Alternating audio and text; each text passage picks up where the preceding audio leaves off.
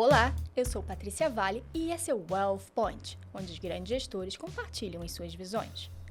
Câmbio nas alturas, inflação pressionada e juros mais altos são expectativas do mercado para 2025. Por trás desse pessimismo está a desconfiança com o arcabouço fiscal.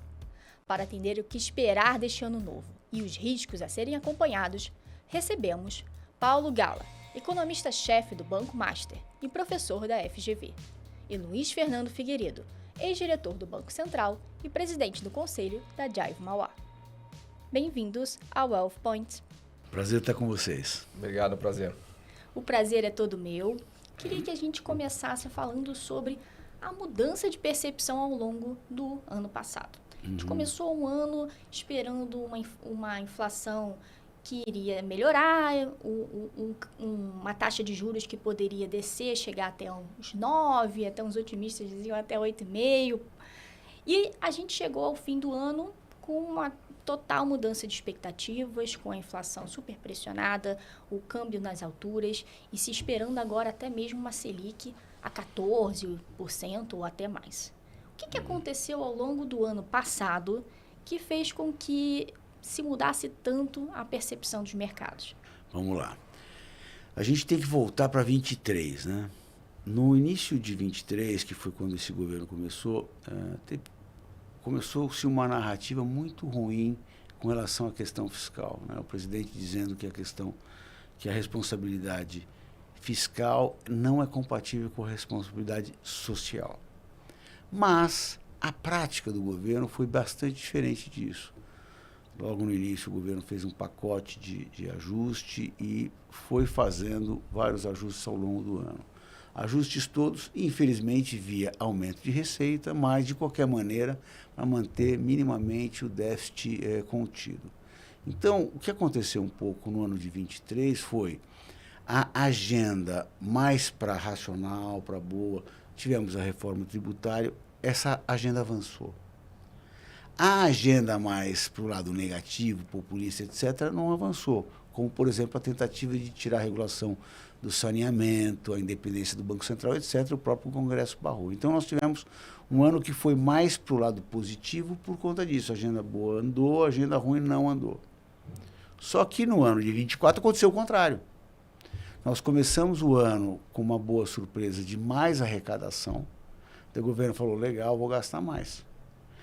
2 meses depois, ele teve uma frustração de receita, eu vou mudar a meta do arcabouço fiscal. E mesmo depois disso, para manter o arcabouço fiscal, ele pegava novas despesas e punha para fora do arcabouço. Então, para que raio serve esse tal desse arcabouço? Né? E a verdade é que não só um não compromisso com uma política saudável, porque no final a gente está falando de ser simplesmente saudável, para que a dívida PIB não cresça demais. Mas, assim, além disso, o efeito de toda essa política fiscal foi um impulso na economia muito grande. Né? Então, o Banco Central, a gente estava com o juro muito alto, o Banco Central começou a reduzir o juro em agosto de 23, veio reduzindo, mas todo esse impulso fiscal fez com que a atividade crescesse demais, voltando a pressionar a inflação. O Banco Central não tinha outra coisa a fazer senão parar, e como isso persistiu, e persistiu até o final desse ano, início agora de 25, teve que passar a subir a taxa de juros. Né? Então, o que nós tivemos foi, 23, uma surpresa positiva por conta da própria atitude do governo, e 24, um desastre. Né? A própria tentativa agora, no final do ano passado, no ajuste fiscal, veio com um presentinho que era uma coisa que não tinha nada a ver com o contexto de quem precisa tomar um pouco conta da sua casa. Né? Então, por isso, nós saímos de uma perspectiva muito favorável no início de 24, por conta de um ano muito bom de 23, e estamos numa situação, eu diria, inversa àquela, olhando para 25. Uma perspectiva muito mais para o lado negativo, infelizmente, do que positivo. Paulo, queria que você falasse um pouco mais sobre a surpresa desse pacote que o Luiz já comentou. Realmente foi uma surpresa tão negativa assim? Qual foi também a sua opinião aí sobre ele? Pois é, quando a gente olha os números, a questão dramática não é nem o tamanho do déficit primário, né? Porque isso é importante dizer. A gente deve fechar esse ano com um déficit de 30, 40 bi de reais. Teve um pouco, claro, que foi colocado para fora dessa conta, que também não é bom. Mas o que mais está preocupando o mercado não é o tamanho do déficit primário hoje, senão a trajetória no tempo do que vai acontecer nos próximos anos, né? Porque é importante lembrar que o arcabouço ele tem funcionado, mas ele é meio contraditório, porque se a gente continuar seguindo o próprio arcabouço, lá na frente o governo vai ter um shutdown, ele não vai conseguir pagar as próprias contas, porque as despesas obrigatórias vão crescer muito, né, e vão estrangular o próprio governo. Além do impulso fiscal que isso tem dado, que é muito forte, né? Uma coisa é fazer impulso fiscal lá em 2020, que a economia estava totalmente ociosa, com um desemprego de 15%. Agora a gente está praticamente no pleno emprego. Tem muita informalidade no mercado de trabalho, é verdade. Tem muito subemprego, é verdade. Mas a inflação de serviços corre a 5% ao ano. Então o mercado de trabalho está pressionado. Então o impulso fiscal que o próprio arcabouço está gerando, mesmo cumprindo o arcabouço, é muito grande. O impulso, a economia não está dando conta de produzir o que está sendo demandado. E o ajuste fiscal deveria endereçar esse ponto. E veja que não estamos falando de ajuste fiscal gigante, de fazer cortes de gastos monumentais, nada disso. Era um ajuste para apenas alinhar o crescimento dos gastos com o próprio arcabouço. Por exemplo, se a gente olhar a regra do salário mínimo, era uma ideia de colocar o salário mínimo crescendo a R$ 2,5, que é o ritmo, né, ditado pelo arcabouço. Só que nem isso foi feito. Ou seja, nem um pequeno ajuste fiscal foi feito.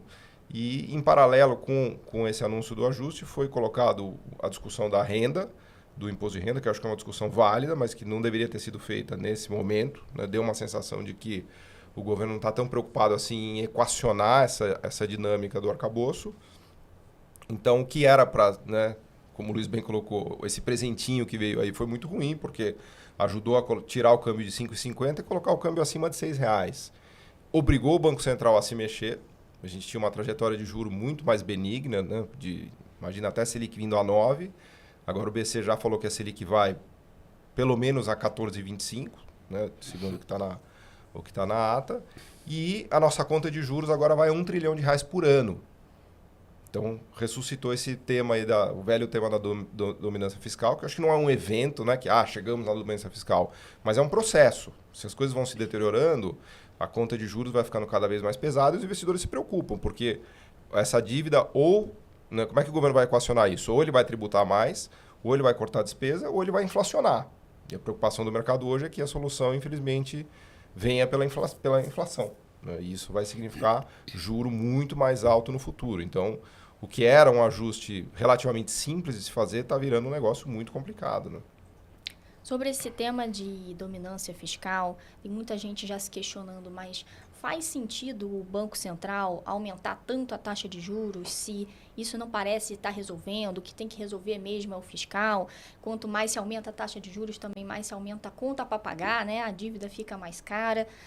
Eu queria saber a opinião de vocês sobre isso. Qual que é o papel aqui do Banco Central? O que a gente pode esperar dele em 2025, até assumindo o Galípolo agora, e também teve toda essa discussão no início do ano passado também sobre Campos Neto, Galípolo.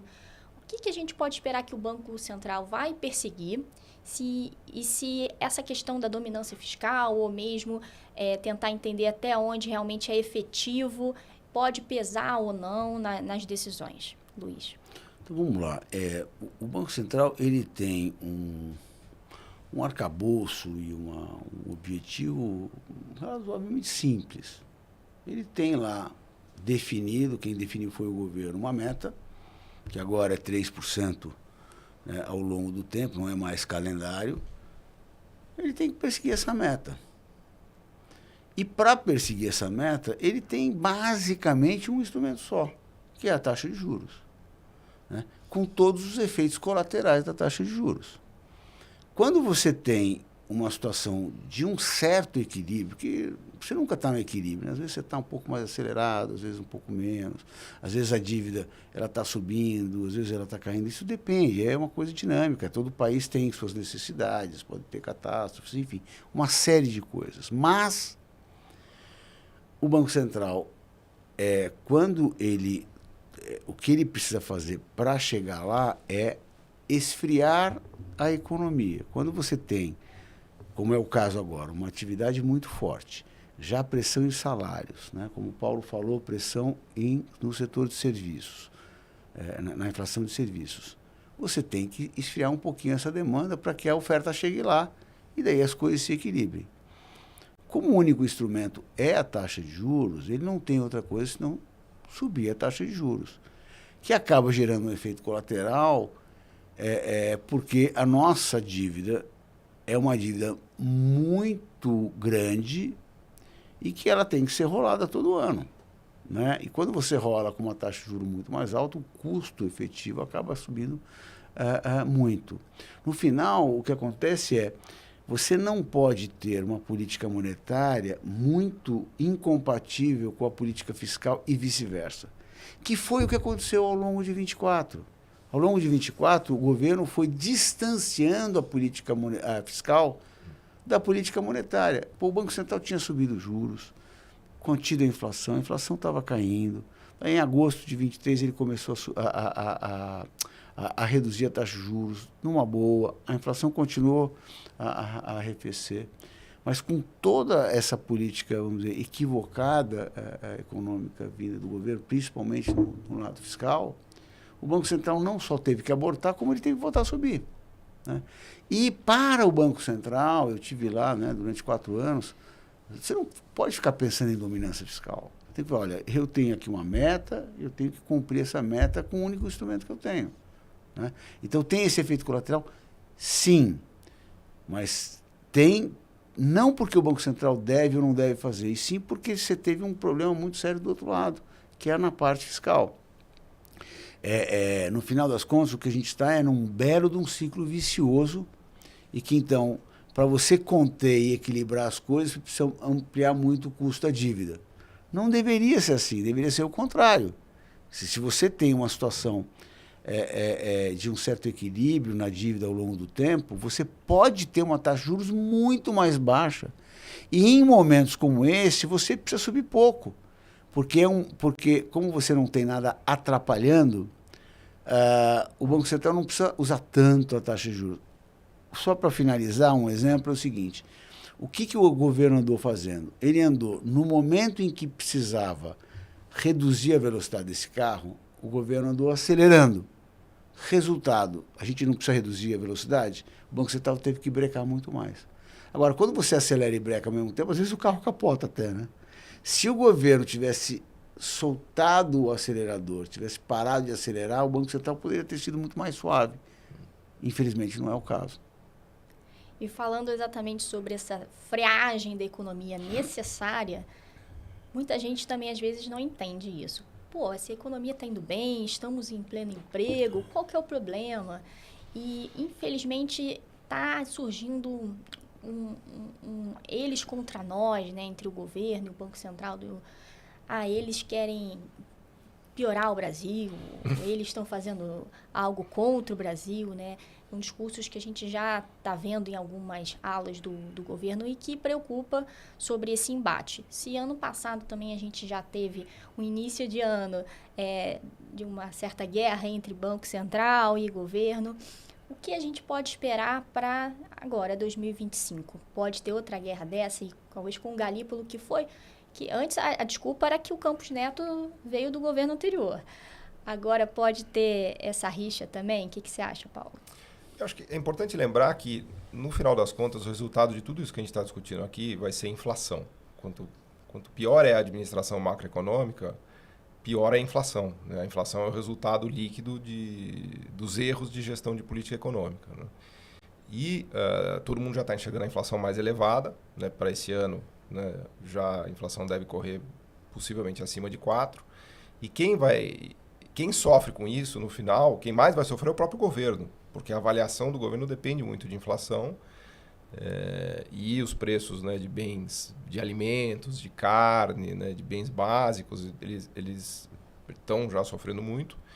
Então, no final do dia, é o próprio governo que vai sofrer. É quase como se ele tivesse dado um tiro no pé, porque ele quer fazer políticas para beneficiar a camada da população mais pobre, que é perfeitamente legítimo, mas se ele faz isso fora do ambiente de coordenação macroeconômica, se ele faz isso de uma maneira inflacionária, ele mesmo vai se prejudicar, né? O que a gente está vendo agora é que o governo começa a correr o risco de sofrer as consequências da inflação, porque nós, economistas, aqui na nossa bola de cristal, a gente já está vendo que vai dar inflação. As pessoas não viram isso ainda, até porque elas não são economistas e o ofício delas não é ficar fazendo esse tipo de previsão. Mas já está claro para a gente que com um desemprego de 6, com um câmbio na casa de R$6, com uma economia em pleno emprego, com a inflação de serviços acelerando, quer dizer, né, com uma dívida pública crescente, com um impulso fiscal que não tem moderação, né? Tá claro que o resultado de tudo isso vai ser mais inflação. Quando ela chegar, falar, puxa, agora a inflação deu 5, deu 6, deu 7. Aí todo mundo vai falar, nossa, meu Deus do céu, o que aconteceu? Teve inflação, né? E quem vai se prejudicar com isso é o próprio governo, né? Então, eu acho que caberia ao governo, inclusive, tomar as medidas para evitar que ele seja prejudicado lá na frente, né? Porque, no final do dia, isso que eu acho que está em questão. Deixa eu acrescentar um ponto, né? Porque, às vezes, assim, existe um consenso tão grande e as coisas acabam não indo para o consenso, né? Tem até uma frase assim, de mercado financeiro que diz que o consenso é burro, né? Quando todo mundo está na mesma ponta, acontece alguma coisa. Mas, no final das contas, quer dizer, eu estou um pouco mais de 40 anos nesse business, né? Nessa profissão. E você sempre, quando você tem tanto uma trajetória benigna quanto uma trajetória muito maligna, como é o caso hoje, o ciclo vicioso, etc., você tem reação, né? Às vezes até acontece, como aconteceu no caso da Dilma, que a reação é para o lado errado. Não é o caso desse governo. Esse governo, ele fez um pacote que todo mundo criticou, eu inclusive, embora eu até achasse que ia vir uma coisa razoável, tá? Confesso. Mas ele reagiu para o lado certo. Ele não reagiu para o lado errado. Eu acho muito provável que o governo venha a reagir para frente, porque está ficando... enfim, eu tive esse tempo no governo, uma coisa que eu aprendi é que, independente do credo, do partido, da sua visão, crise é crise. Quando você entra numa agenda de crise, numa agenda de turbulência, esquece qualquer outra coisa, inclusive como governar. Não, aqui eu fui eleito, minha plataforma é fazer isso. Esquece. Resolve primeiro a crise. Ela fica na agenda, ela domina a agenda. E não está sendo diferente. Se a gente pensar o que esse governo tem pensado e feito e discutido, é só como debelar essa crise. E foram muito mal. Tiraram nota 0. Para não dizer que eles mesmos criaram a crise, né? Foi uma crise que eles mesmos criaram. Daí, o ponto então, assim, esse cenário de uma piora muito grande e de uma inflação muito alta não é um cenário dado. É um cenário que a gente olha de hoje. Eu só quero trazer 2 alternativas aqui que podem mudar esse cenário. Uma delas é uma reação agora mais razoável e bem mais contundente. Não estou dizendo que vai acontecer, mas isso é possível. E a tendência é sempre que haja uma reação. É aquela história, toda ação tem uma reação. E eles não vão querer ficar os próximos 2 anos em crise, senão, inclusive, a própria chance do governo, um governo petista, se reeleger, vira pó. A outra coisa é, talvez alguma resposta, mas não tão contundente do lado fiscal, mas que reduz um pouco esse chamado impulso fiscal, essa aceleração do carro. E com esse aperto que o Banco Central está fazendo, que não é pequeno, pode ser que a atividade econômica leve um tombo. E se isso acontecer, que não é bom, podemos até entrar numa recessão de curto prazo, mas você vai ter uma pressão inflacionária mais contida, porque você vai reduzir bastante a atividade. O que acontece hoje é que os economistas não acreditam que essa redução de atividade vai acontecer. Mas que o Banco Central está dando remédio, ele está. As pessoas acham, não, esse remédio acho que não vai funcionar, porque tem uma série de outras coisas que atrapalham isso. Vamos ver. Então, assim, não é dado um cenário só, né? Para ver essas surpresas que podem acontecer no meio do caminho e aí o investidor, né, tem que ficar de olho, queria primeiro que a gente olhasse aqui o lado interno para depois a gente olhar o externo. No interno, a gente tem um Congresso e um Senado também que tem que passar esse pacote.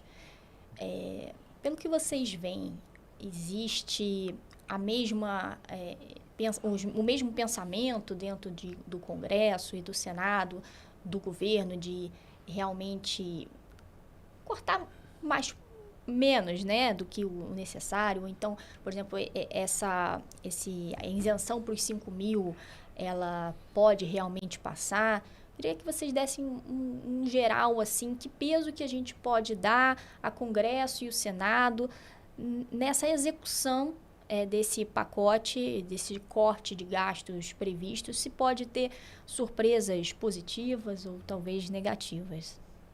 Olha, eu acho que corte de gastos, sim, é possível imaginar. Aumento de imposto é muito difícil.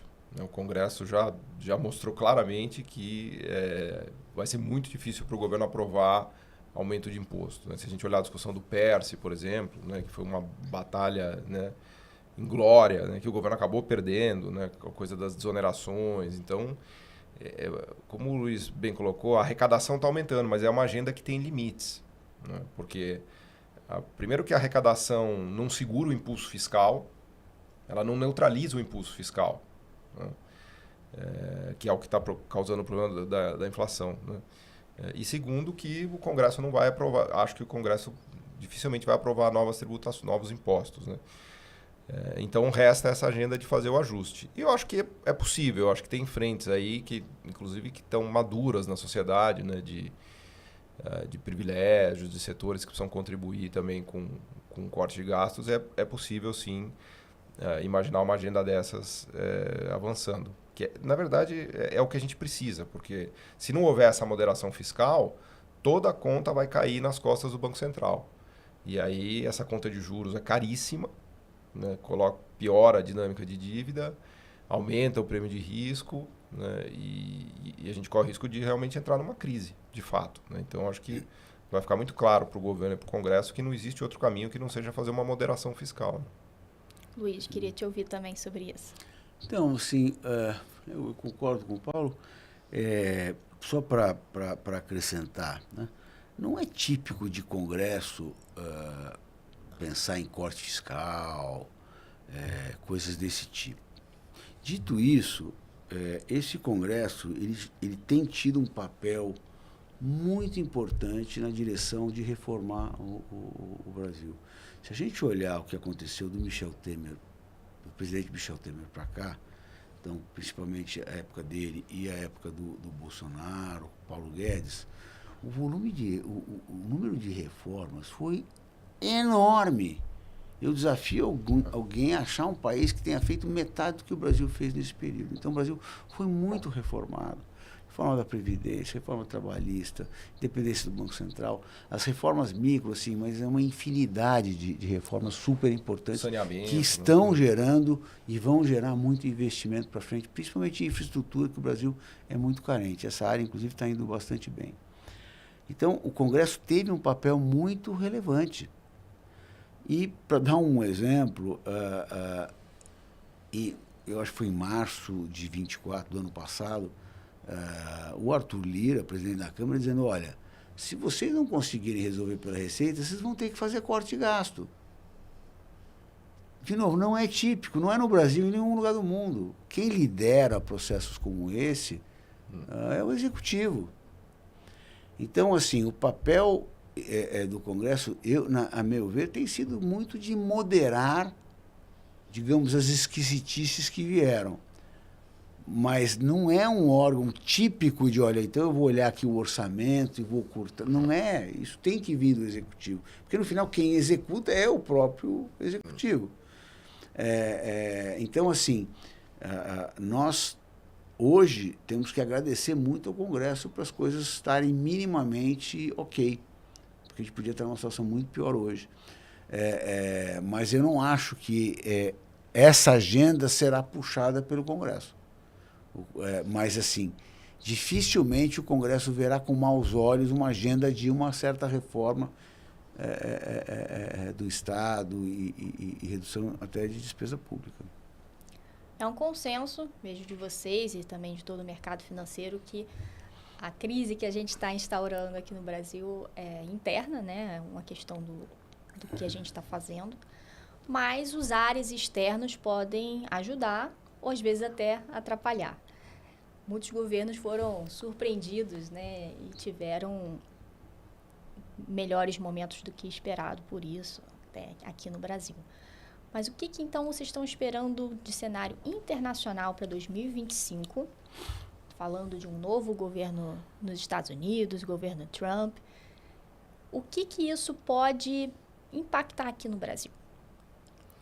Eu acho que, assim, primeiro dizer que a gente não vive uma crise no Brasil no sentido de que o PIB está caindo, o desemprego está aumentando, né? Não é nada disso. O que a gente vive é um estresse financeiro bastante preocupante, né? Com o câmbio indo acima de R$ 6, com os juros longos explodindo. Então, há um estresse financeiro que pode se traduzir numa crise econômica, né? Se a economia parar de verdade, eventualmente se entrar em recessão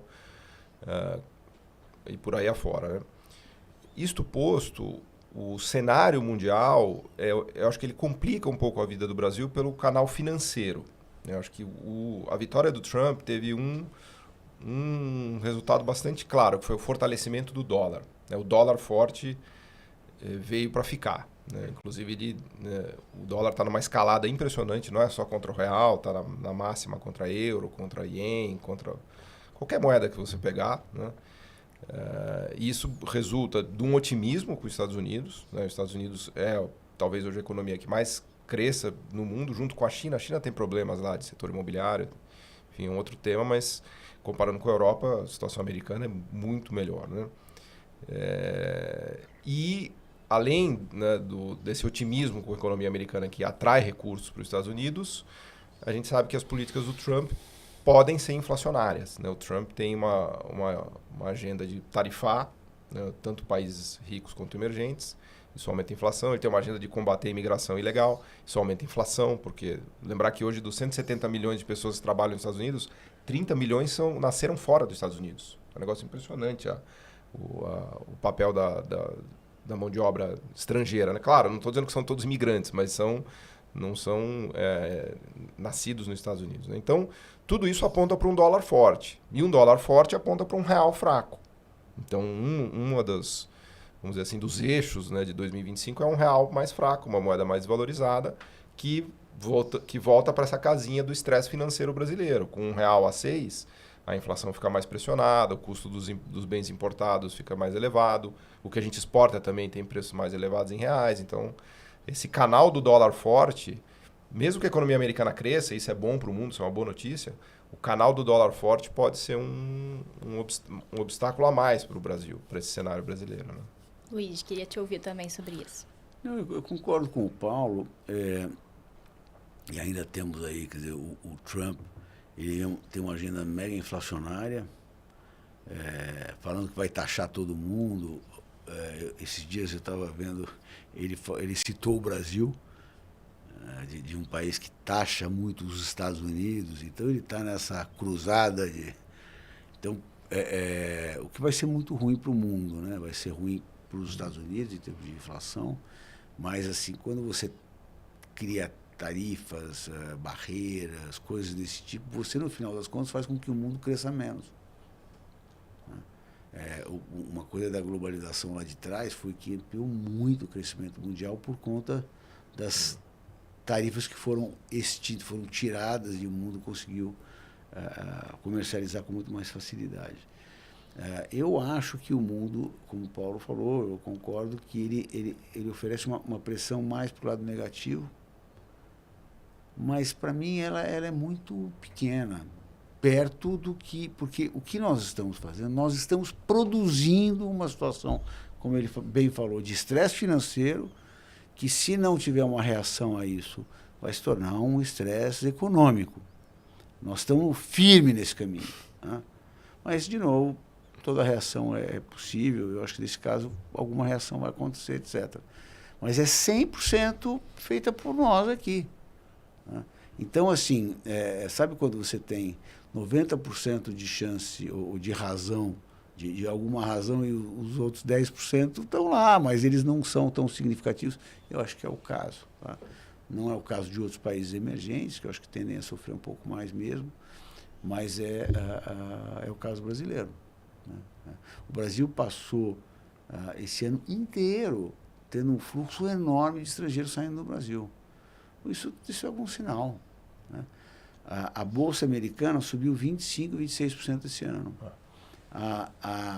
O Eurostock, que é a média dos europeus, em torno de 8%, 9%.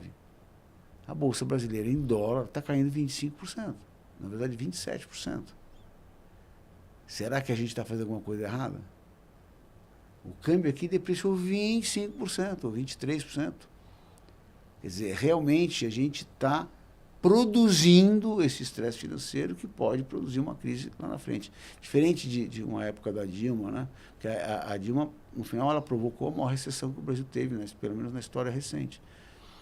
Nós ainda estamos com a economia andando super bem. Mas é um ainda, infelizmente.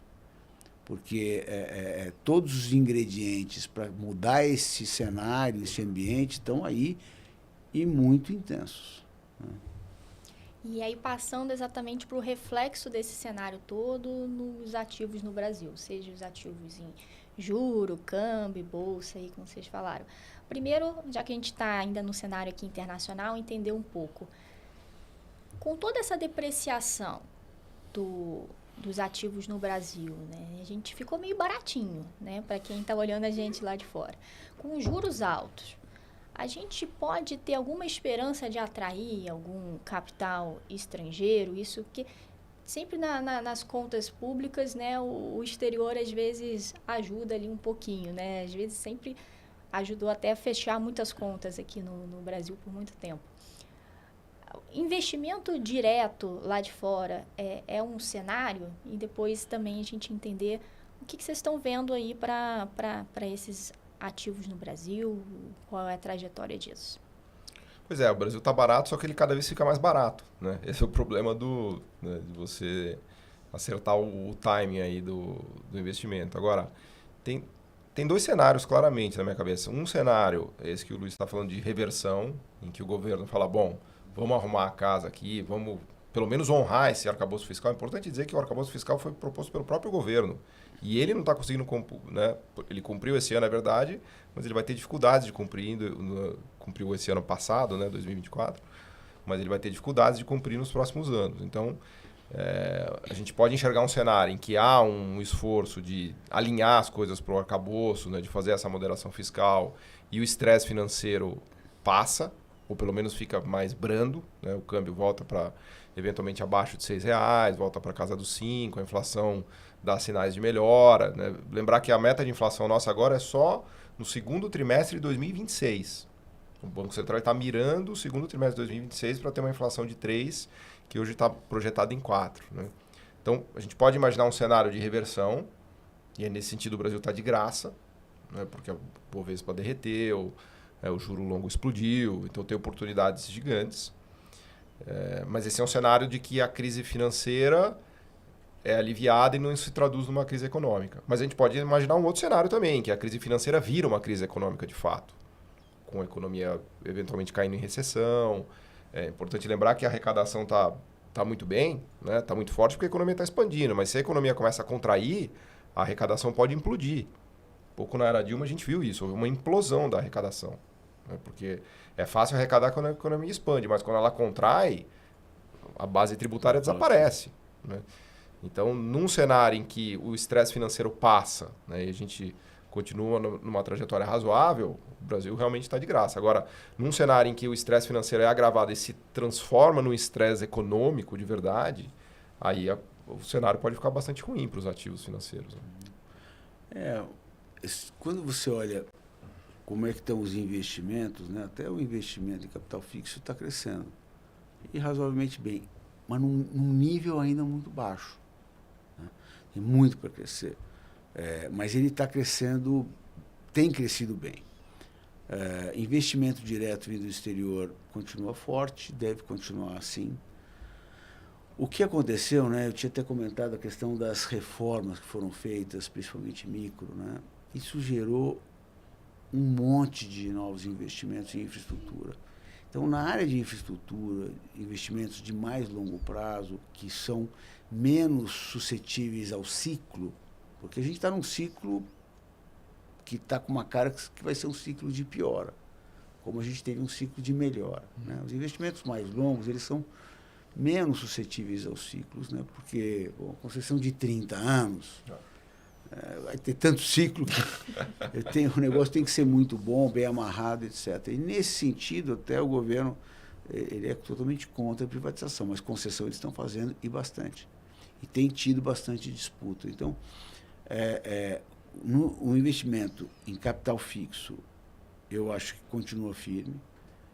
Embora de portfólio tenha caído muito, e até os investidores de fundos brasileiros em ações também, os saques são enormes. Mas nessa área mais de investimento de longo prazo, não está indo mal. O que acontece nesse ambiente é que os investidores vão requerer mais remuneração. Ou seja, os ativos vão ter que ficar mais baratos para eles continuarem comprando. Mas que está tendo um movimento grande de investimentos nessa área, sem dúvida está. Né? Ou seja, o Brasil...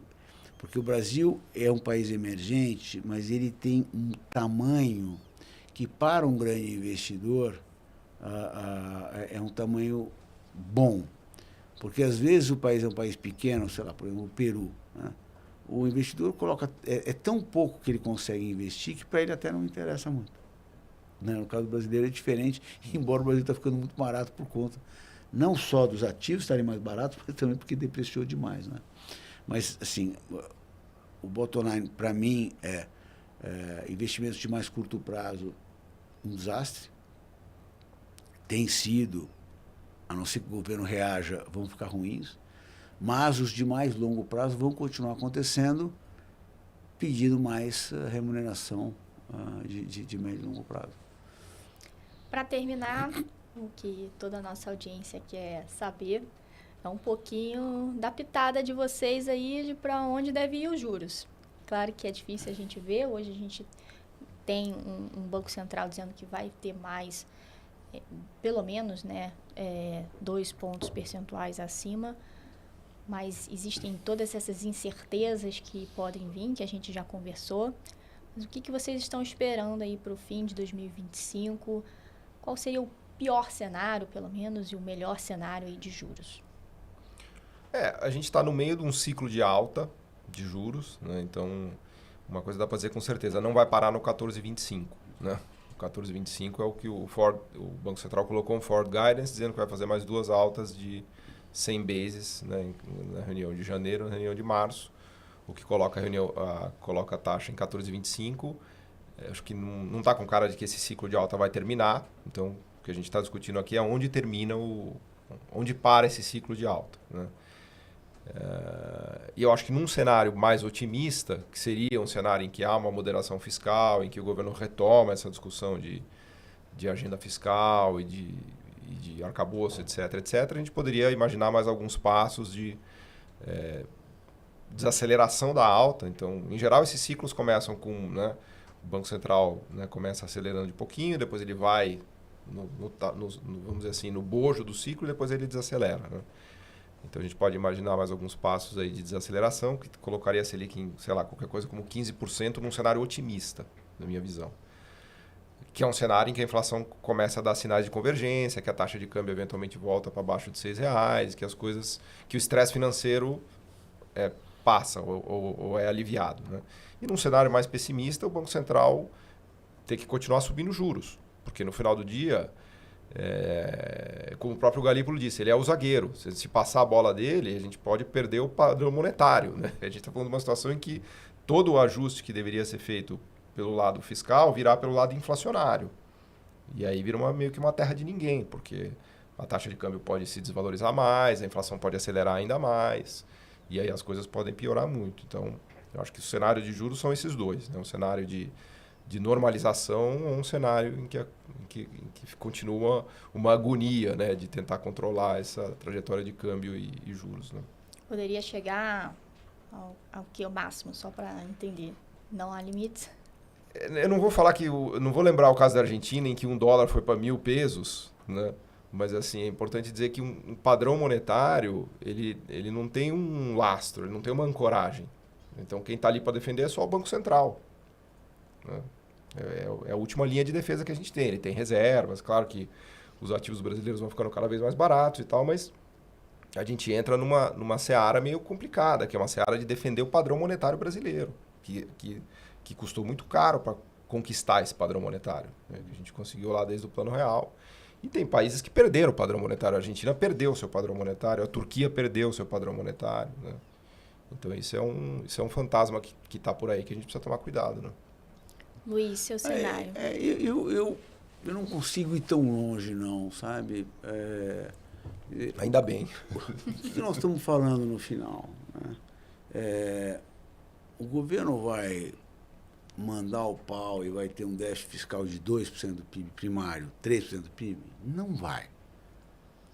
Acho que isso não está no cenário do maior pessimista entre os economistas. Talvez até um déficit um pouco maior, mas nada absurdamente maior. Porque, como não é esse o caso, também a gente não vai perder a referência, vamos dizer, monetária, ou a referência nominal. Né? Porque quando acontecem coisas como o Paulo comentou, você perde completamente o padrão nominal, porque as coisas sobem num preço. A gente já teve isso muitos anos no Brasil. Né? Eu lembro que trabalhava no JP Morgan nos anos 90, toda hora vinha um gringo novo e tinha que explicar para ele como é que era o negócio da inflação, juro composto. Os caras tinham uma dificuldade, porque nunca tinham visto isso. Mas assim, então a gente não, eu acho muito pouco provável a gente perder a referência nominal. Se eu estiver certo aqui, nós estamos falando que é uma trajetória de deterioração, mas não é da gente cair no precipício.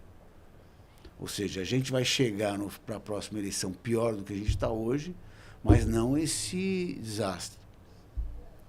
A outra coisa, né, é que, e eu vivi bastante isso, porque na crise de 2002, nós tivemos que lidar com essa questão de sobe ou não sobe os juros, isso é produtivo ou é improdutivo. Né? E nós não subimos a taxa de juros em junho de 2002, sabendo que precisava.